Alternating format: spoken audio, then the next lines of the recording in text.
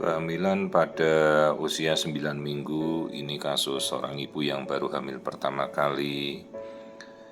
Namun kita tidak menemukan pertumbuhan dan perkembangan embrio ya. Jadi kita bisa melihat embrio memang sudah muncul serupa titik putih yang di tengah kecil ya. Nah, di antara ini adalah kantung kehamilan, kemudian di dalam yang kayak mata putih itu ya kecil, itu adalah titik embrio. Nah, dua bulatan ini adalah yolk sac dan kantung ketuban. Jadi yolk sac-nya ini sampai membesar karena tidak ada yang memakan ya. Jadi kan yolk sac itu cadangan makanan si janin. Karena janinnya tak berkembang ya, yolk sac-nya jadi bengkak gitu.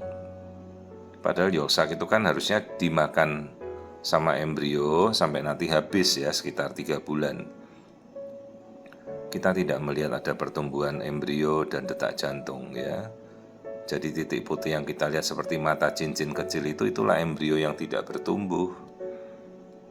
Jadi kasusnya ini bukan black teeth ovum, ini kasus keguguran yang memang gagal berkembang ya. Ini embrionya kecil itu. Jadi 2 mm ya itulah terakhir bertumbuh kira-kira hampir 3 minggu yang lalu, kemudian sudah tidak berkembang lagi.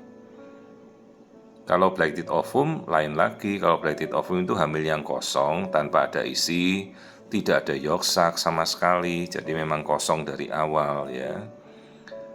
Nah, kalau ini embrio jadi tapi gagal berkembang ya, sempat ada embrio tapi tidak berkembang janinnya, tidak ada detak jantung. Jadi kematian mudigah atau kematian embrio yang terjadi sejak awal ya.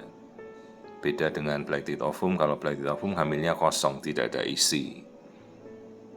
Nah, sekarang penyebab-penyebab yang kita belum tahu ya, masih banyak. Apakah embrio ini memiliki suatu kelainan genetika, kelainan kromosom, itu bisa menjadi penyebab dia gugur di awal sekali.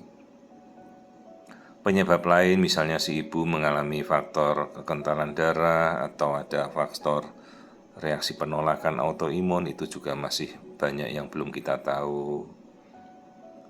Atau ada riwayat infeksi dalam kehamilannya ya, ini karena baru awal, kita belum tahu sudah tidak berkembang dulu ya.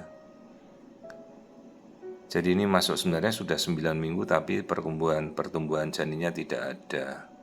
Jadi dalam inilah kantung hamilnya kosong, tidak ada perkembangan, yolk sac-nya membengkak ya, tanpa ada perkembangan janin ya.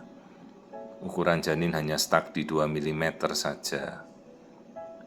Dan ya kita jelaskan bahwa kita harus segera mengevakuasi, takut khawatir ada perdarahan atau nanti malah berkembang jadi kehamilan yang aneh-aneh seperti hamil anggur atau hamil mola ya. Jadi yolk sac-nya membesar, janinnya tidak ikut membesar. Jadi inilah kantung kehamilan yang tidak berkembang pada kehamilan 9 minggu.